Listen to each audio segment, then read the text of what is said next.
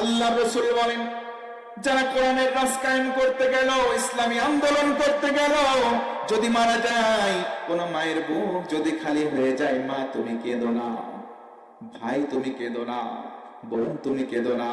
ওই যেই ব্যক্তি জিহাদে চলে গেল, মারা যাওয়ার সঙ্গে সঙ্গে 6টা পুরস্কার আল্লাহ দিয়ে দিবে। আল্লাহ রাসূল বলেন, উম্মত, যেই ব্যক্তি শহীদ হয়ে গেল, যেই ব্যক্তি শাহাদাতের ওই পেয়ালায় চুমুক দিল, শাহাদাতের দরগায় যেই ব্যক্তি শামিল হলো, আমার আল্লাহ 6টা পুরস্কার দেবেন।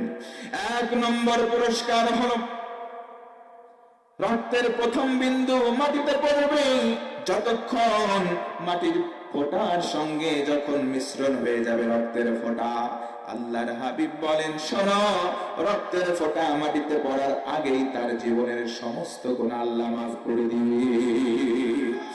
শহীদ হওয়া 4টিখানি মুখের কোনো কথা নয়, শহীদ হওয়া ভাগ্যের ব্যাপার। কথা বলেন ঠিক কিনা? ওই যে জাবের রাদিয়াল্লাহু আনহুর কথা বললাম, জাবের রাদিয়াল্লাহু আনহু রাব্বাজান আল্লাহর রাসূলের একজন সাহাবী ছিলেন।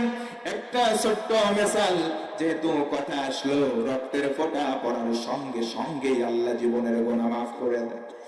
হযরত জাবেরকে একদিন আল্লাহর রাসূল দেখলেন হাউমাউ করে কাঁদেন। দেখে বলেন, জাবের, কেন কান্না করো? কান্নার কারণটা একটু বলো তো দেখে। জাবের হাউমাউ করে কাঁদে। দেখে বলে, ইয়া রাসূলুল্লাহ, আমার বাবা ইন্তেকাল করেছেন,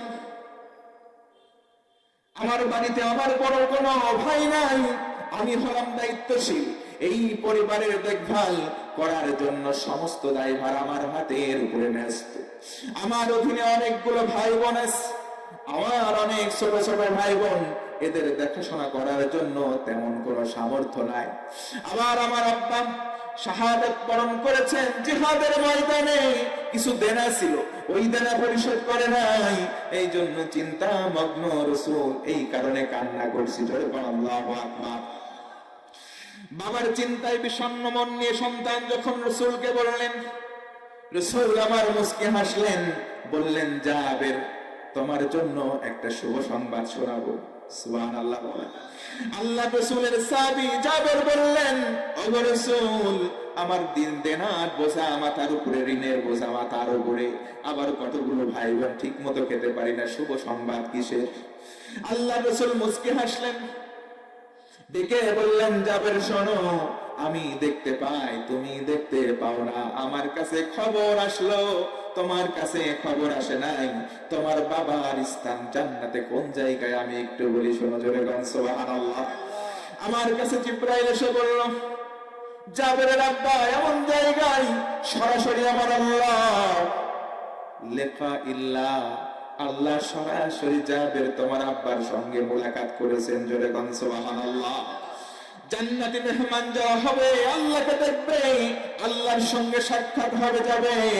কিন্তু তোমার বাবা এমন ভাবে শাহাদাত বরণ করেছে আল্লাহর জমিনে, আল্লাহর রাজ কায়েম করতে গিয়ে আল্লাহ এত খুশি হয়েছে, নয় দেরি করেন নাই, সরাসরি তোমার বাবার সঙ্গে জান্নাতে দেখা করেছে। আল্লাহু আকবার। তোমার বাবা আল্লাহর সঙ্গে কথা বলেছেন। জাবেরের মুখে এবার হাসি চলে আসলো, ডেকে বলে, নবীজি, বলুন তো আমার আব্বা আল্লাহরে কি বলছে? জোরে বলেন সুবহানাল্লাহ। আমার আব্বা আল্লাহর সঙ্গে কথা বলে কি বলেছেন আমি জানতে চাই। ও জাবের শোনো, তোমার বাবা কিছু এমন বলে নাই, শুধু একটা কথা বলছে, আল্লাহ। আল্লাহ ডেকে বললেন, তুমি কি চাও? জাবের রে, তোমার বাবা বলেছে, আল্লাহ, আমি আবার জীবন চাই। জোরে বলেন আল্লাহু আকবার। আমি আমার জীবন চাই। আল্লাহ বললেন, কি করবা? জাবের রে, তোমার বাবা বলেছে, আল্লাহ আবার জীবন চাই, তোমার জমিয়ে যেতে চাই, তোমার কোরআনের রাজ কায়েম করতে গিয়ে আমি আমার জীবনটা আবার দিয়ে শহীদ হতে চাই। আমার বন্ধুগণ, গভীর মনোযোগ করেন।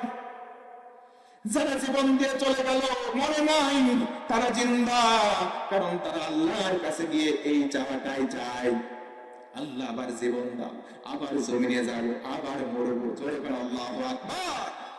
আল্লাহ রাসূল বলেন, প্রথম রক্তের ফোঁটা জমিনে পড়ার সঙ্গে সঙ্গে জীবনের গুনাহ মাফ।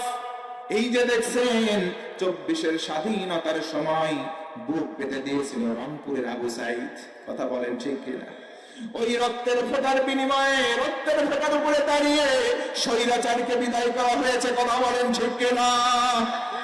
আজ যদি প্রয়োজন হয় সার্বভৌমত্বের জন্য, বাংলাদেশের অধিকার রক্ষার জন্য, ভারতীয় আগ্রাসনের বিরুদ্ধে রুখে দাঁড়াবার জন্য, ও মুসলমান, যদি আবার প্রয়োজন হয়, কারা কারা প্রস্তুত আছেন দুটো হাত তুলে আরেকবার দেখান।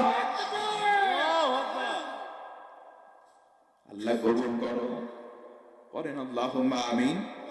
শহীদ হলে 6টা পুরস্কার। কয়টা? 1 নম্বর পুরস্কার, রক্তের বিন্দু মাটিতে পড়বে, সব গুনাহ মাফ।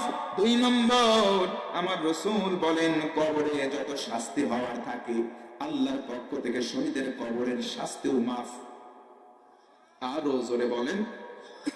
3 নম্বর হলো যত অপকার কঠিন হয়, পুলসিরাতের ভয় হতে পারে, কবরের ভয় হতে পারে, আল্লাহর রাসূল বলেন সমস্ত প্রকার ভয় থেকে আল্লাহ নিরাপত্তা দেবেন। জোরে বলেন সুবহানাল্লাহ। 4 নম্বর হলো এমন একটা টুপি বানাবেন, এমন একটা মুকুট, সোনা দিয়ে, জহরত দিয়ে, মণি মুক্তা দিয়ে আমার আল্লাহ একটা সম্মানের টুপি বানাবেন, জান্নাতে ময়দানে মাহশারে ওই শহীদের মাথায় পরিয়ে দেবেন। জোরে বলুন সুবহানাল্লাহ। 5 নম্বর হলো 72 জন হুরের সঙ্গে বিয়ে দেওয়া হবে, ও মুসলমান। আর 6 নম্বর হলো নিজ আত্মীয় স্বজনের মধ্য থেকে 70 জন জাহান্নামী, ওই 70 জনের পক্ষে সুপারিশ করে একজন শহীদ জান্নাতি বানাতে পারবে। জোরে বলেন সুবহানাল্লাহ। 70 ওয়াজাবাত লাহুন্নার, যাদের জন্য ওয়াজিবাত আবশ্যক হয়ে গেছে, আল্লাহর রাসূল বলেন তাদের পক্ষে সুপারিশ করে রাসূল আমার জাহান্নাম থেকে টিকিট বাতিল করবেন আর জান্নাতের টিকিট ধরা দেবেন। জোর গলায় একবার আল্লাহু আকবার। তাহলে শহীদ হওয়ার দরকার আছে না নাই? বদর উহুদ প্রান্তরে, কোরআন নিয়ে অন্তরে, বদর উহুদ প্রান্তরে, কোরআন নিয়ে অন্তরে, জীবন যারা করেছিল দান, আজ 1000 বছর পরে সেই কোরআনের তরে আমার গান তাদের পথে করছে আহ্বান। আজকে কেন আমার দেশের পথে প্রান্তরে আল কোরআনের সৈনিকদের রক্ত ঝরে? আজকে কেন আমার দেশের পথে প্রান্তরে আল কোরআনের পাখিগুলোর রক্ত ঝরে? কে আছো আজ তুমি জেগে ওঠো নওজোয়ান, কে আছো আজ তুমি জেগে ওঠো নওজোয়ান, আল কোরআনের জন্য তোমার কাঁদে না কি প্রাণ? আল্লাহু আকবার।